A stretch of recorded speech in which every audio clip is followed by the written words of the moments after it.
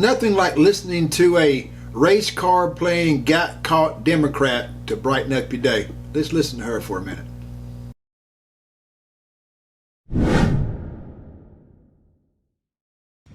You did not tell me as a woman of color, it would not matter what I did. My motive, my talent, my ability, and my character would be constantly attacked. First thing they say, oh, she gonna play the race card now. But no, God, isn't it them who's playing the race card when they only question one? And that was Fulton County District Attorney Fani Willis claiming all attacks against her and Trump prosecutor Nathan Wade are based on race. Willis is accused of having an improper romantic relationship with Wade. She is now facing accusations that she paid her alleged lover $100 more an hour than an expert RICO prosecutor who was also working on the Trump case. Florida Congressman Corey Mills is sending a letter to the Georgia State Bar, formally demanding they investigate Willis's relationship with Nathan Wade. Here now, the man himself, Florida Congressman Corey Mills. Congressman, thanks very much for being here. I want to get to your letter, but I also want to get your reaction to what you just heard from Fani Willis. Well, I think that it's very obvious that she's going to continue to try and utilize the race card as a way to get away or abate her real issues. I mean, the unethical and unprofessional conduct that she displayed, the fact that there is corruption and potential collusion, even with the Dems and the Biden administration, to have election interference and impact President Donald J. Trump.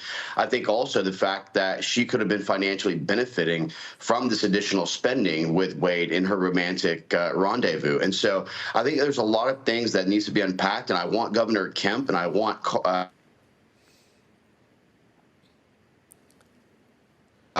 Yeah, we're going to talk more about that. Corey Mills on the House Foreign Affairs Committee. I know that you sent a letter to the governor of Georgia, Brian Kemp, trying to get him to interfere. Todd Pyro, at this point, we're waiting to see if Mills has heard back from the governor. Your reaction?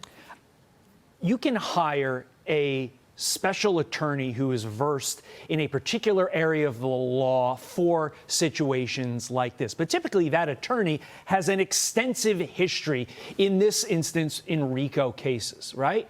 The attorney that was hired, i.e. the paramour, alleged paramour, if you will, of one Fani Willis, has no experience in that, has no experience in trying cases. And so you have to ask the question, why? And then once you get the assumed answer, why, you have to get to the heart of the corruption. And if I'm Trump's attorney, I am playing this card because out of all the cases, they're all politically motivated. But if I'm ranking them by the ones that Trump legally has the most concern about, it's this one. So if he can knock it out now, I think it would be to his benefit.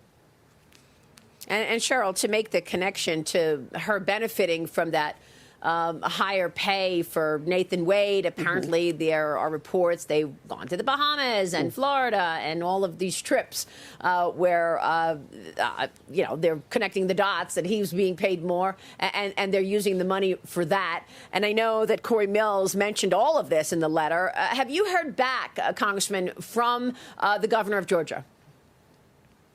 No, we've not heard back from Governor Kemp, AG Carr, or anyone. We're hoping to follow up with them in the coming days.